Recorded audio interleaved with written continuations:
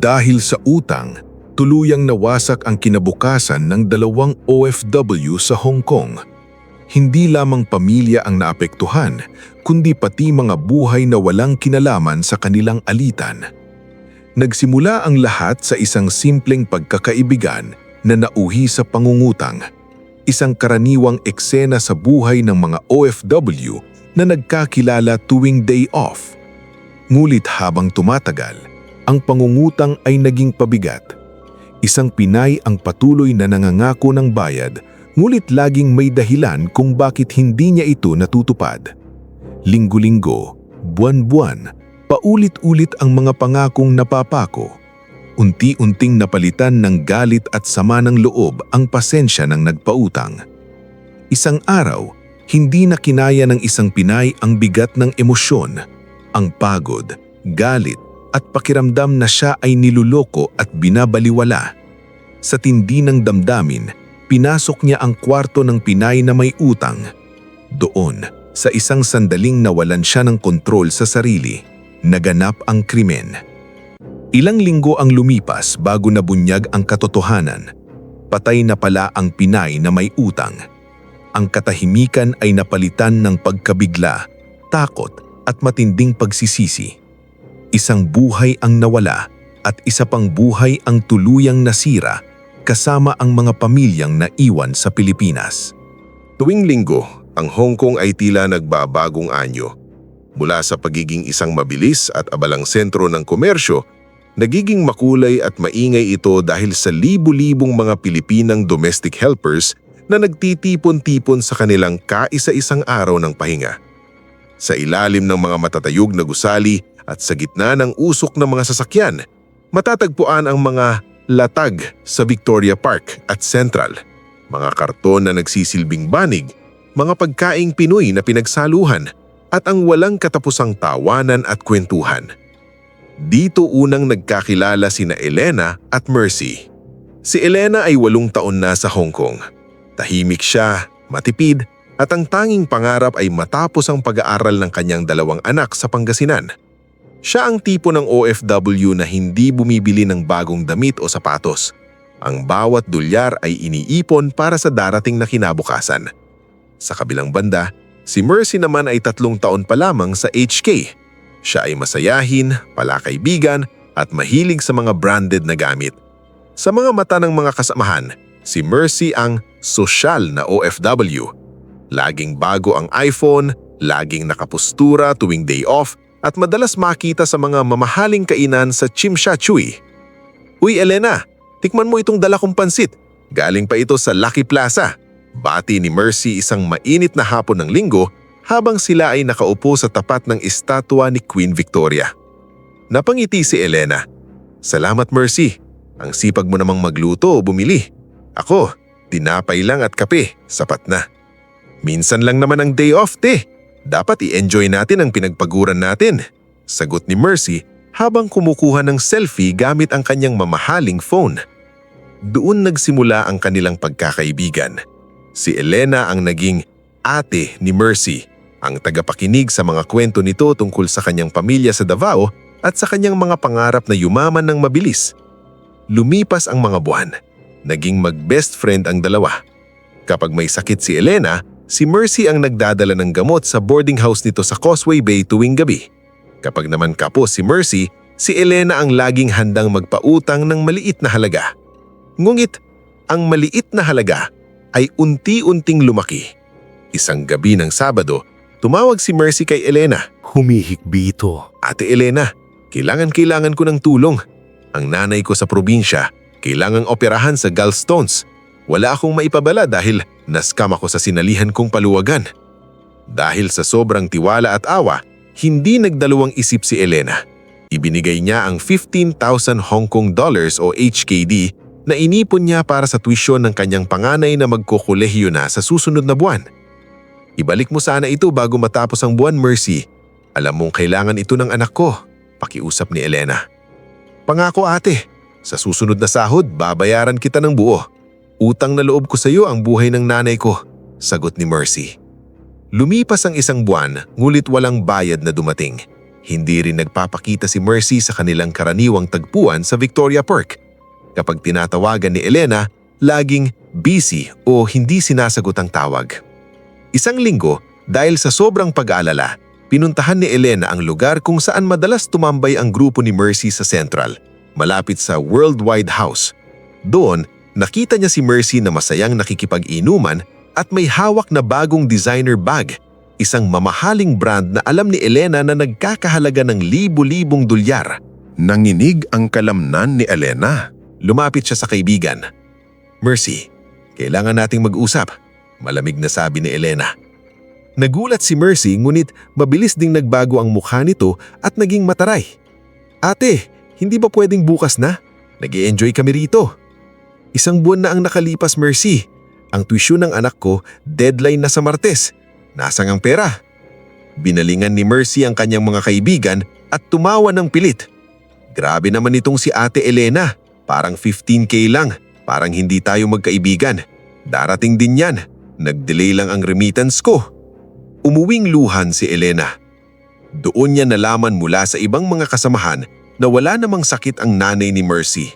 Ang pera ay ginamit pala nito para pambayad sa kanyang mga utang sa ibang loan sharks at para panggastos sa kanyang marangyang lifestyle sa Hong Kong para magmukhang matagumpay sa social media. Dumating ang Martes. Tinawagan ni Elena ang kanyang anak. Umiiyak ang bata dahil hindi siya pinayagang kumuha ng exam dahil sa kakulangan ng bayad. Ang asawa naman ni Elena sa Pilipinas ay nagagalit at pinagbibintangan siyang nilulusta ang pera sa Hong Kong. Sa sobrang desperasyon at galit, tinuntun ni Elena ang tinitirhang boarding house ni Mercy sa North Point. Alam niyang day off ni Mercy dahil piyesta official sa Hong Kong noon. Gabi na nang nakarating siya sa makipot at dilim na gusali.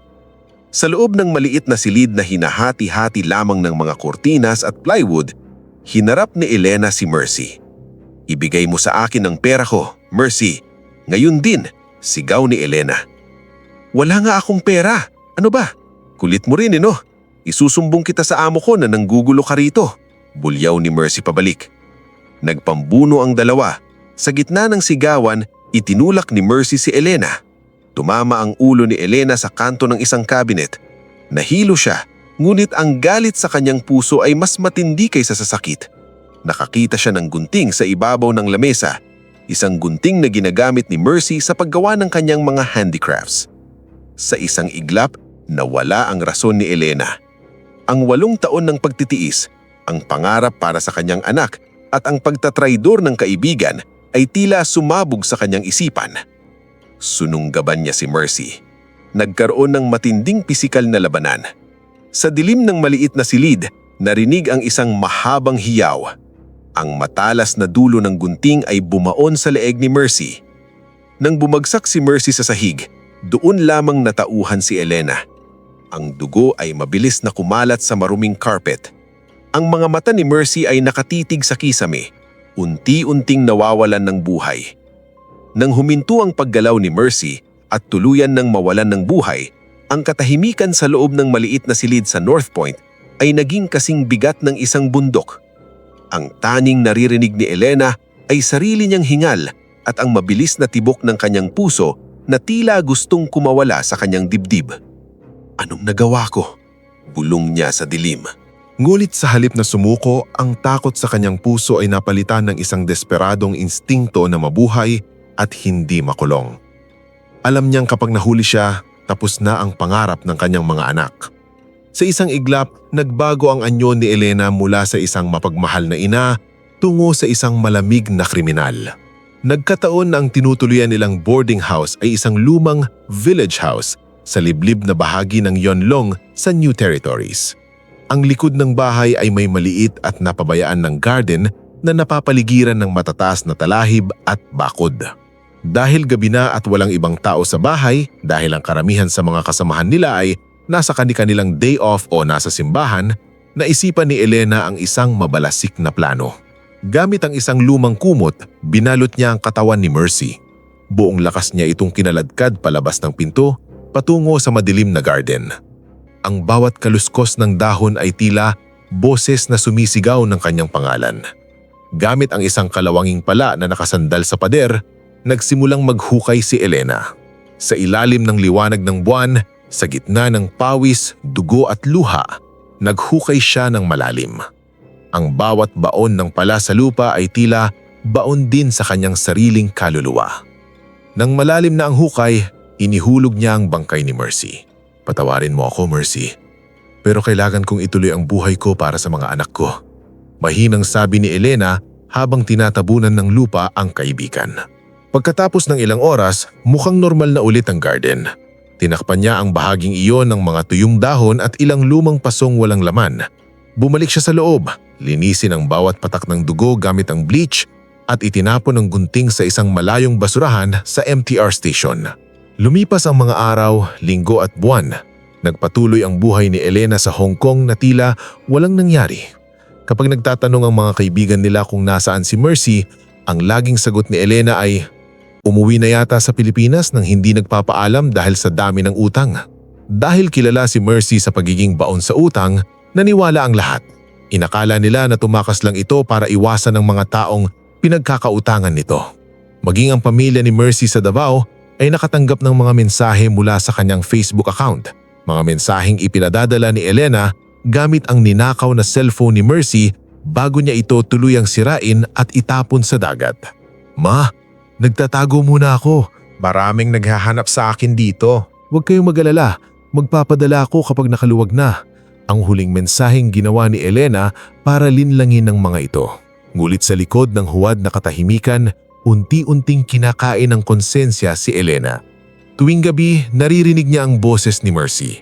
Tuwing dadaan siya sa Central, tila nakikita niya ang anino ng kaibigan sa bawat sulok. Hindi na siya makatulog ng mahimbing. Ang bawat katok ng pinto ng kanyang amo ay tila hudyat ng pagdating ng mga pulis. 9 na buwan matapos ang krimen, isang matinding bagyo ang tumama sa Hong Kong. Ang walang tigil na pag-ulan ay nagdulot ng maliliit na landslides at pagbaha, lalo na sa mga lugar sa New Territories. Ang lupang pinagtataguan ng sikreto ni Elena ay unti-unting lumambot at gumuho. Isang umaga, ang landlord ng village house ay nagpasyang kumuha ng mga construction workers upang ayusin ang garden at gawing itong simentadong patio para sa mga bagong boarders. Habang nagbubungkal ang mga manggagawa gamit ang backhoe, isang hindi inaasahang bagay ang bumulaga sa kanila. Isang bungo at mga buto na nakabalot sa isang nabubulok na kumot. Agad na dumating ang Hong Kong Police Force. Dahil sa modernong teknolohiya at forensic science, mabilis nilang natukoy na ang mga labi ay kabilang sa isang babae na may taas at edad na katulad ni Mercy. Nakita rin sa loob ng kumot ang isang piraso ng alahas, isang kwintas na may pendant na M na madalas isuot ni Mercy sa kanyang mga TikTok videos. Nagsimula ang malalim na imbestigasyon. Tinanong ng mga pulis ang lahat ng dating nakatira sa boarding house. Sa puntong ito, ang kaba ni Elena ay umabot na sa sukdulan. Sinubukan niyang mag-resign sa kanyang amo at magpasya na umuwi na sa Pilipinas, ngulit huli na ang lahat. Sa isang interrogation room sa Wan Chai Police Station, hinarap ni Elena ang ebidensya. Ipinakita sa kanya ang mga log ng signal ng cellphone ni Mercy na nagtutugma sa lokasyon ni Elena sa mga oras na may nagpapadalang mensahe. Ipinakita rin ang mga bakas ng DNA na nakuha sa mga hibla ng buhok na naiwan sa ilalim ng sahig ng lumang silid. Hindi na nakaya ni Elena ang bigat ng kanyang dala. Humagulgol siya at inamin ang lahat. "Hindi ko ginusto yun. Nagdilim lang ang paningin ko dahil sa utang niya. Ang anak ko, ang tuition ng anak ko." Sigaw niya habang nakaposos ang kanyang mga kamay. Ang balita ay yumanig sa buong komunidad ng mga Pilipino. Ang dating tahimik at masipag na Elena ay naging mukha ng isang malagim na krimen. Ang pamilya ni Mercy na 9 na buwan ay umaasa na buhay pa ang kanilang anak ay nawalan ng lahat ng pag-asa. Hinatulan si Elena ng habang buhay na pagkakabilanggo sa ilalim ng batas ng Hong Kong para sa kasong murder. Walang piyansa, walang takas. Sa Pilipinas, ang kanyang panganay na anak ay hindi nakatapos. Imbis na diploma, kahiyan ang bitbit nito sa kanilang bayan. Ang kanyang asawa ay tuluyan niyang iniwan at naghanap ng ibang makakasama. Ang lahat ng perang pinaghirapan ni Elena loob ng 8 taon ay naubos lamang sa bayarin sa abogado na hindi rin naman siya naisalba. Sa loob ng kulungan sa Thailam Center for Women, tuwing linggo, Ang araw na dati ay araw ng kanyang pahinga at saya, nakatingala lamang si Elena sa maliit na bintanang may rehas. Naaalala niya ang mga tawanan sa Victoria Park, ang lasa ng pansit na dala ni Mercy at ang mga pangarap na ngayon ay naging abo na lamang. Naisip niya kung sana ay natuto siyang magpatawad, kung sana ay hindi siya nagpadala sa silakbo ng galit, marahil ay malaya pa rin siya. Ngunit ang lupa sa garden sa Yonlong ay tapos na sa pagtatago ng kanyang sikreto at ang katotohanan ang siyang tuluyang nagbaon sa kanyang bukas. Ang kasalanan ay hindi maitatago habang buhay. Gaya ng kasabihan, walang lihim na hindi nabubunyag. Maaaring matagumpay mong maitago ang isang pagkakamali ng ilang buwan o taon, ngunit ang tadhanan at ang batas ay may paraan upang ilabas ang katotohanan. Bago pa man makulong si Elena sa relas ng bakal, nakulong na siya sa relas ng kanyang konsensya. Ang pagpatay ay hindi nakaresolba ang kanyang problema sa pera, lalo lamang nitong sinira ang kanyang buhay. Huwag magpadala sa bugso ng damdamin. Ang 15,000 HKD ay malaking halaga, ngunit hindi ito katumbas ng buhay ng isang tao o ng sarili mong kalayaan. Sa oras ng matinding galit, huminga ng malalim at lumayo. Mas mabuting mawalan ng pera kaysa mawalan ng kaluluwa. Maging mapanuri sa pakikipagkaibigan. Hindi lahat ng nakakasama sa day off ay tunay na kaibigan. Mahalagang kilalanin ang katauhan ng mga taong pinagkakatiwalaan, lalo na sa usaping pinansyal. Ang kwentong ito ay isang salamin ng mapait na realidad na kinakaharap ng maraming OFW. Sa Hong Kong, kung saan ang gastusin ay napakataas at ang pressure from the family sa Pilipinas ay napakabigat, madalas ang mga OFW ay nagiging biktima ng utang culture. Ang trahedya ni Elena at Mercy ay hindi lamang kwento ng krimen, ito ay kwento ng systemic pressure.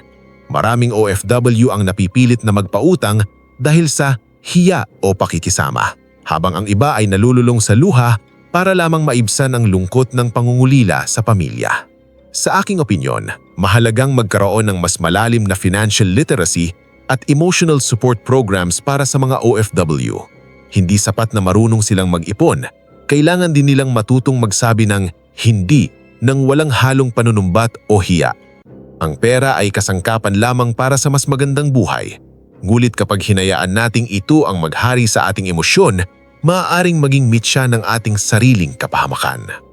Ang hustisya para kay Mercy at ang pagkakakulong ni Elena ay paalala sa ating lahat. Sa banyagang lupa, tayo-tayo lamang ang dapat na magkakampi. Huwag nating hayaan na ang kinang ng dolyar ang magpadilim sa ating mga puso at pangarap.